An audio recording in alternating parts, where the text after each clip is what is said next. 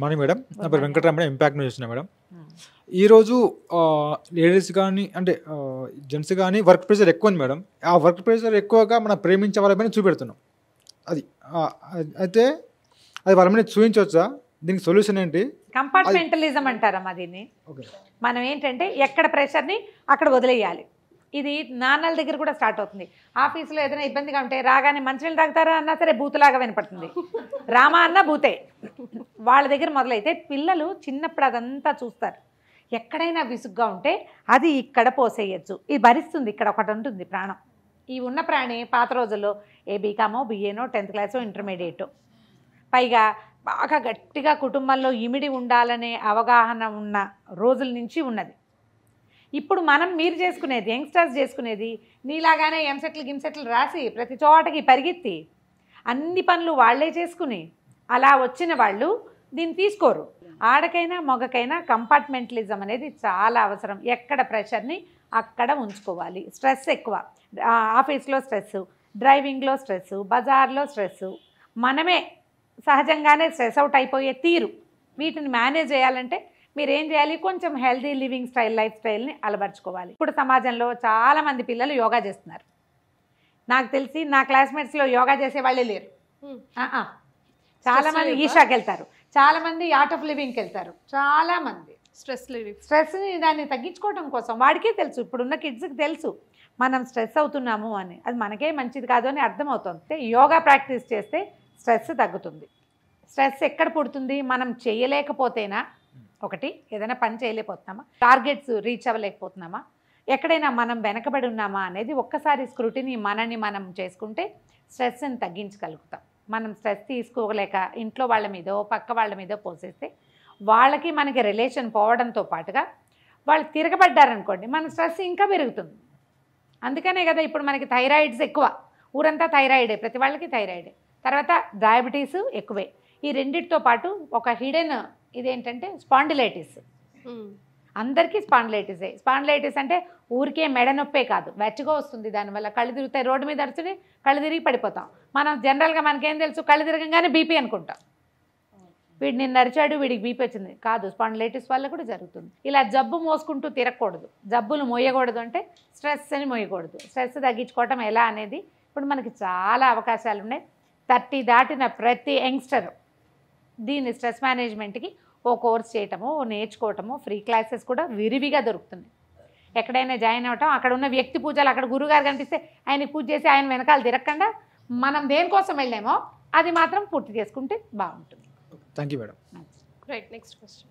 Yes అమ్మా. Sir అన్నట్లు కోపం వస్తే ఇంట్లో ఉన్న భార్య పైన పిల్లల పైన చెయ్యొచ్చా, ఆ కోపాన్ని వదలొచ్చా అని అడుగుతున్నారు. కోపమే కాదు, మేల్ కానీ ఫీమేల్ కానీ, భార్య కానీ భర్త కానీ ఈ రోజులలో ఎలా అయిపోయింది అని అంటే, నేను చూసే కేసెస్లో అది కోపం కావచ్చు, అనుమానాలు కావచ్చు, అసూయ కావచ్చు, ఈగో కావచ్చు, ఎవ్రీథింగ్ మనకు పక్కన ఎవరున్నారో స్పౌస్ మీదకి వెళ్తుంది. ఇంకా ఏమంటే ఈ రోజులలో పిల్లలపైకి కూడా వెళ్తుంది.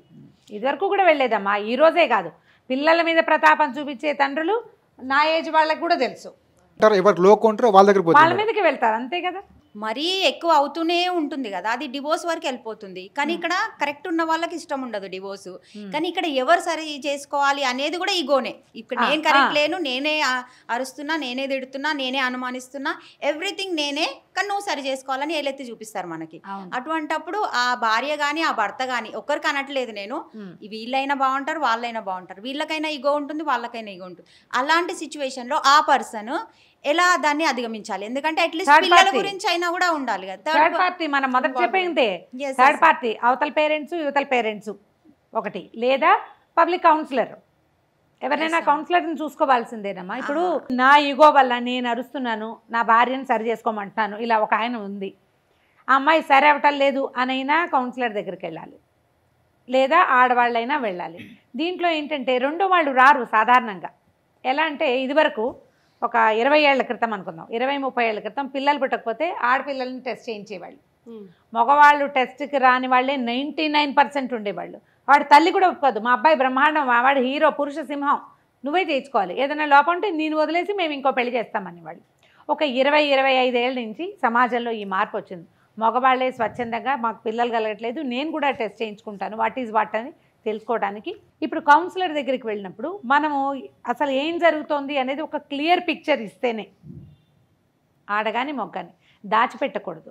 ఈ పర్టికులర్ ఏ పాయింట్ మీద మాట్లాడదలుచుకున్నామో అది కాకుండా మన బ్యాక్గ్రౌండ్, మన అమ్మా నాన్నలు, మన పెరిగిన వాతావరణం, మనం చదువుకునేటప్పుడు మనకు ఏర్పడిన క్రష్లు, మనం ఎదుర్కొన్న అనుభవాలు, ప్రేమ వైఫల్యాలు, ఎవరినైనా వదిలిపెట్టుకుని ఈ అమ్మాయిని పెళ్లి చేసుకోవటం, అలాంటి పాయింట్లు కూడా క్లియర్గా చెప్తే ఈ పర్టికులర్ ఇవాళ జరుగుతున్న ఈ సిచ్యువేషన్కి కారణము అక్కడెక్కడైనా ఉండొచ్చు. ఓపెన్గా కనుక మీరు మాట్లాడుకుంటే డివోర్స్కి వెళ్ళక్కర్లా, పిల్లలకి ఏ అన్యాయమో జరగదు. మిమ్మల్ని మీరు సరి చేసుకోవాలి అనే ఉద్దేశం మీకు లోపల ఉండాల్సిందే. లేదా రెండో వాళ్ళు ఏ ఫ్రెండ్స్ ద్వారానో, థర్డ్ పార్టీ ద్వారానే, ఫ్రెండ్స్ ద్వారానో, చుట్టాల ద్వారానో, కజిన్స్లో ఎవరైనా క్లోజ్ సిస్టర్సో బ్రదర్స్ ఉంటే వాళ్ళ ద్వారానో చెప్పించి మనం ఒక చోట కూర్చొని మాట్లాడుకుందాం, మ్యారేజ్ కౌన్సిలర్ దగ్గరికి వెళ్దాం. కొంతమందికి తమ తప్పని తెలుసు, కంట్రోల్ చేసుకోలేరు, చచ్చినా రామంటారు. ఎగ్జాక్ట్లీ ఇది నాదే తప్పు, ఇది నాదే తప్పు, నేనే ఈమె మీద దౌష్ట్యం చేస్తున్నా, లేదా నేనే ఇతన్ని అనవసరంగా అంటున్నానని ఆడవాళ్ళకు కూడా తెలుసు. కానీ ఆ ఏ పాయింట్ మీద ట్రిగర్ అవుతున్నారో దాన్ని రివీల్ చేయడానికి ఇష్టపడరు. మూడో మనిషి దగ్గర చెప్పడానికి ఇష్టం ఉండదు. సతాయించే పర్సన్ నేను పట్టిన కుందేలకు 3 కాళ్ళు అనేలాగా ఉంటారు. నేను కౌన్సిలింగ్ కి నేను కరెక్ట్ ఉన్నా, నేను ఎందుకు రావాలి అన్నప్పుడు అవతల పర్సన్ కరెక్ట్ ఉన్న వాళ్ళకి ఇబ్బంది కదా, పిల్లలకి ఇబ్బంది కదా. అటువంటిప్పుడు ఎలా ఇంతే. ఇక మరి థర్డ్ పార్టీని ఎవరైనా ఇన్వాల్వ్ చేయాల్సింది. దీనికి రెండో దారి లేదమ్మా. మూడో మనిషిని ఇన్వాల్వ్ చేయించి చెప్పించాలి, నువ్వు కౌన్సిలర్ దగ్గరికి వెళ్ళు, ఎవరితోటైనా మాట్లాడుకోండి, ఇట్లా రోజు కొట్టుకోవద్దు. లేదా ఒక డాక్టర్ని పట్టుకోవచ్చు. ఇప్పుడు మనకు ఫ్యామిలీ డాక్టర్స్ ఉంటారు. ఇతనికి బీపీ ఉందనుకోండి, ఆ పోట్లాడే ఆయనకి బీపీ ఉంది, మీరు కౌన్సిలర్ దగ్గరికి వెళ్ళండి అని చెప్పాలి. మూడో మనిషిని ఆశ్రయించకుండా కుదరదు, ఇప్పుడు సాగదు. ఈ మూడో మనిషి ఇంకో మూడో మనిషి దగ్గరికి మనని పంపిస్తారు. మనకు అవకాశాలు ఉన్నాయి కదమ్మా. పాత రోజుల్లో పెద్దవాళ్ళే ఏదో సార్ట్అవుట్ చేసేవాళ్ళు. పంచాయతీలు, ఇప్పటికీ ఊళ్ళలో పంచాయతీలు నడుస్తున్నాయి బాగానే. బయట ఒక్కరికి మీకు చెప్తే కోపాలు వచ్చేస్తాయి. భార్య ఏం షేర్ చేసుకోకూడదు ఎవరితో. వైఫ్ అండ్ హస్బెండ్ అన్నాక అట్లీస్ట్ ఒక పాయింట్ వచ్చిన తర్వాత, ఇరిటేషన్ బ్లాస్ట్ అయ్యే పాయింట్ వచ్చిన తర్వాత మీ అమ్మగారు ఇలాగో, మీ నాన్నగారు ఇలాగో, మీ అన్నయ్య ఇలాగో చెప్పుకుంటారు కదా, అది ఎక్కియడం ఎలా అవుతుంది?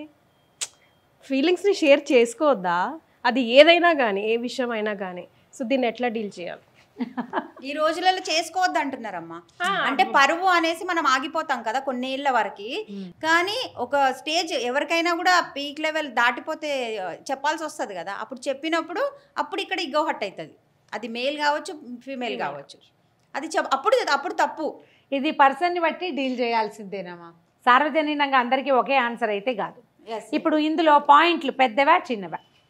మీ అమ్మ మీ వదినతో మంచిగా నవ్వుతూ మాట్లాడింది, నన్ను చూసి నవ్వలేదు, ఇది ఒక పాయింటా? ఇలాంటివి చెప్తారు కదా, ఇలాంటివే చెప్తారు. నేను చూశాను 4 ఇడ్లీస్ ఆవిడకి పెట్టింది, 3 ఇడ్లీస్ నాకు పెట్టింది, ఆమెకి నిన్నటి చట్నీ వేయలేదు, నాకు నిన్నటి చట్నీ వేసింది, పొద్దుటన్న ముందు నాకు పెట్టేసింది, ఆమెకు పెట్టకుండా. ఇట్లాంటి పాయింట్లు షేర్ చేయొద్దు కదమ్మా. ఏం షేర్ చేయాలి నేను చెప్తాను. ఇప్పుడు న్యూలీ మ్యారీడ్ కపుల్, వీళ్ళ మధ్య ఫిజికల్ ఇంటిమసీ కుదరకపోతే ఆడవల్ల కానీ మగవల్ల కానీ ఖచ్చితంగా చెప్పాలి. పెళ్ళై 8 ఏళ్ళైంది, ఫిజికల్ ఇంటిమసీ లేదు, పిల్లలు కలగట్లేదని పెద్దవాళ్ళు గుట్టిచ్చేస్తుంటారు అమ్మాయిని, టెస్ట్లకు కూడా పంపిస్తారు, ఐవీఎఫ్ అంటారు. అస్సలు సంసారం లేకుండా ఐవీఎఫ్ చేయించుకుంటున్న జంటలు ఉన్నాయి ఇప్పుడు. ఈ ఒకటి లేకపోయినా పర్వాలేదు అంటారు. ఒక 10 ఏళ్ళ తర్వాత ఆ అబ్బాయికో ఫ్రెండ్షిప్పో అమ్మాయికో ఫ్రెండ్షిప్పో ఏర్పడతాయి. Then problem starts. వీళ్ళకి కిడ్స్ ఉంటారు. ఇలాంటిది ఉంటే ఖచ్చితంగా చెప్పాలి. ఒకటి. తర్వాత హ్యారాస్మెంట్, పెళ్ళిలో సరిగా చేయలేదు, పెట్టలేదు, అదేదో చేయలేదు, ఏదో చేయలేదు అని అబ్బాయి చేయెత్తటాలు, ఫిల్దీ లాంగ్వేజ్ వాడాలు. బూతులాడితే ఒప్పుకోవద్దు, ఆడగానే మొగ్గాని బూతులాడడానికి వీల్లేదు, కోర్టు కూడా ఒప్పుకోవద్దు దానికి. ఫిల్దీ లాంగ్వేజ్ వాడడానికి వీల్లేదు, అబ్యూజివ్ లాంగ్వేజ్ వాడకూడదు, కొట్టకూడదు, మ్యాన్ హ్యాండ్లింగ్ పనికిరాదు. ఇట్లా ఏదైనా జరిగితే ఖచ్చితంగా చెప్పాల్సింది. రియల్ హ్యారాస్మెంట్ అంటే ఏంటమ్మా? కొట్టటము, తిట్టటము, నువ్వు అలాగా మీ అమ్మిలాగా అనడము. అంతేగాని ఈ చిన్న విషయాలు, ఆమె మంచిగా చూడలేదు, వెంటనే నన్ను చూసి నవ్వలేదు, మీ వదిన చూసి నోరంతా నవ్వు చేసుకుంది, ఇట్లాంటి వాటి వల్ల ప్రయోజనం ఏమీ లేదు.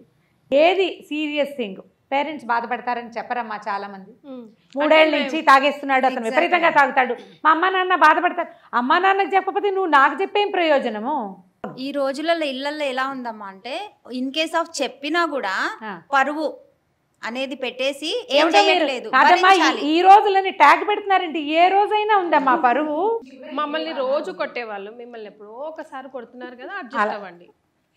అట్లా కాదమ్మా. ఇప్పుడు ఇది ఎట్లా తీసుకోవాలంటే అన్ని విషయాలు ఆలోచించాలి కదా. పెళ్ళంటే ఒక నువ్వు నేనే కాదు, డబ్బులు, ఉద్యోగాలు, సెటిల్మెంటు, హ్యాబిట్స్ లేకపోవటము, అమ్మా నాన్న కొంచెం మంచివాళ్ళు అయి ఉండటము, ఇతనితో ఏదో సమ్ పర్టికులర్ ట్రబుల్ ఉంది, లేదా ఆ అమ్మాయితోటి ఒక పర్టికులర్ ట్రబుల్, ఆ పిల్లకి ఏదో హెల్యూసినేషన్స్ ఉన్నాయి, దగ్గరికి రానివ్వదు, ఫ్రిజిడ్స్ ఉంటారు కొంతమంది, సరిగా మాట్లాడదు, ఫ్రెండ్స్ తోటి 2 గంటల తరబడి మాట్లాడుతుంది, మొగుడిని చూస్తే కామ్గా పెట్టుకుంటుంది, దానికి ఇష్టం లేదో పాడో ఏంటో మనకు తెలియదు.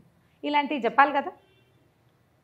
ఈ అబ్బాయి కూడా అంతే కదా, అంతా బాగానే ఉంటుంది, ఆ అమ్మాయి సరిగ్గా బిహేవ్ చేయదు, మిగిలిన వంట చేస్తుంది, మా అమ్మతో బాగుంటుంది, మా వదినతో బాగుంటుంది, అవి సరిపోవు కదా పెళ్ళికి. పెళ్ళికి కావాల్సింది మెయిన్ ఏమిటి? వీళ్ళిద్దరూ బాగా ఉండటం. ఖచ్చితంగా ఫిజికల్ ఇంటిమసీ ఉండవలసిందే. లేకపోతే ఏమవుతుందంటే కొన్నాళ్ళు పోయాక ఎక్కడో కుదురుతుంది అది, అప్పుడేం చేస్తాము? పెళ్ళి ఫెయిల్ అయిపోతుంది కదా. అది ముందేం చూసుకోవాలి కదా. మొదట్లో ఇలాంటి ప్రాబ్లమ్స్ ఉంటే తప్పకుండా షేర్ చేయవలసిందే. ఇప్పుడు ఇలాంటివి నెలలో 2 నెలల్లోనే సార్ట్అవుట్ అయిపోతుంది. అలా కాకుండా రోజుల తరబడి పరువు కోసం ఒక బోళ్ళంత ఖర్చు పెట్టి పెళ్లి చేశారు. మొన్న ఒక అమ్మాయి చెప్పింది నాకు, కౌన్సిలింగ్ సెషన్స్లో కాదులేండి, ఏదో క్యాజువల్గా బస్సులో కూర్చొని మెట్రోలో మాట్లాడుతుంటే 18 లక్షలు ఖర్చు పెట్టి పెళ్లి చేశారండి, ఇతను సరిగ్గా లేడని వదిలేస్తే ఖర్చు వేస్ట్ అంటుంది. నీ జీవితం 18 లక్షల కంటే ఎక్కువ తక్కువ నువ్వు ఆలోచించుకో. 18 లక్షల విలువ, నువ్వు విలువ, ఇలాంటివి ఏమైనా ఉంటే ముందే చెప్పాలమ్మా. ఈ చిన్న చిన్న మ్యాటర్స్ వీటిని షేర్ చేసుకోవటం, మీ అన్నయ్య మీరు చెప్పటం అలా ఆలోచించకూడదు. పైగా సమస్యని బట్టి కదా సమాధానము.